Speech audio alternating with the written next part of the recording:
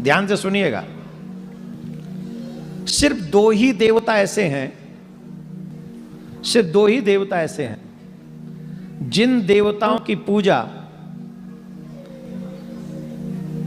देर के रूप में भी होती है, साकार रूप में भी होती है और निराकार में भी होती है।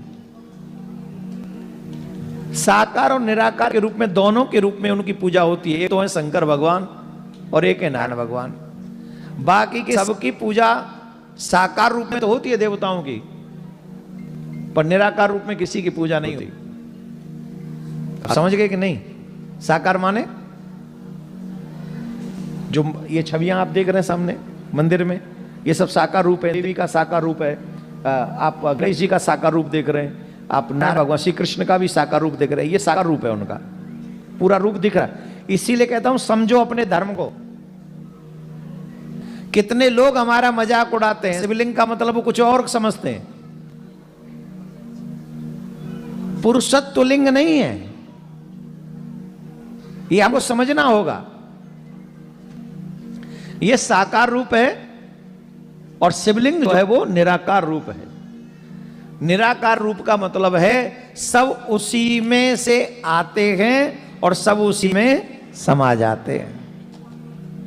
जिसमें संसार लय हो जाए वो लिंग है। लिंग माने संस्कृत में कहते हैं चिन्ह को। ये ब्रह्म का चिन्ह है। इसको सिंपल भाषा में ऐसे समझो। अब मुझे अंग्रेजी नहीं आती तो मैं तो फूड का जन क्या समझूंगा।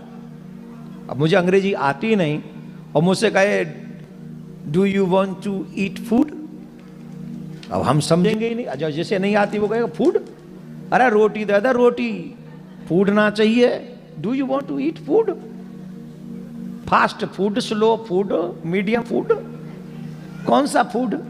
अब जिसे आती नहीं वो क्या समझेगा, लेकिन जिसे समझ में आती है वो समझ जाएगा कि मुझसे भोजन के बारे में पूछ रहे हैं। तो भाषा का अंतर होगा। अब संस्कृत बोल आज के लोग जानते नहीं, संस्कृत जानते नहीं, तो उनको कहा लिंग। लिंग माने उनको समझा पुरुषत्व ना, ये ब्रह्मत्व है जिसमें सब लय हो जाए और जिसमें सब समा जाए, जिससे सब आते हैं और जिसमें सब समा जाते हैं, उसी का नाम लिंग है। तो ये शिवलिंग जो है ब्रह्म का निर्गुण स्वरूप है, इसलिए इनकी पूजा यहां पर होती। आगे से जब जल चढ़ाओगे ना तो आपको पता होगा कि ये क्या है।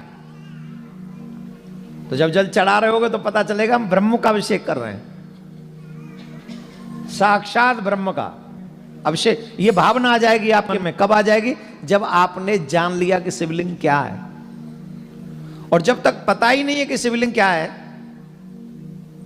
तब तक तो जो समझ रहे थे वही समझेंगे, जो बता दिया गया वो समझेंगे, और जो नहीं जानते वो समझाने आ जाते हैं। ये और प्रॉब्लम है आजकल यूट्यूब के जमाने में।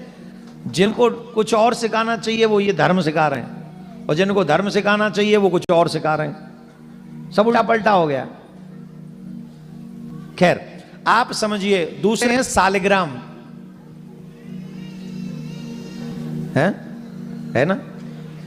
सालिग्राम की पूजा नारायण के रूप में की जाती है, वो उनका निर्गुण स्वरूप है। समझ में आ गई बात? तो ये दोनों ही एक हैं और एक ही अलग अलग स्वरूपों में हैं, तो दो नहीं है।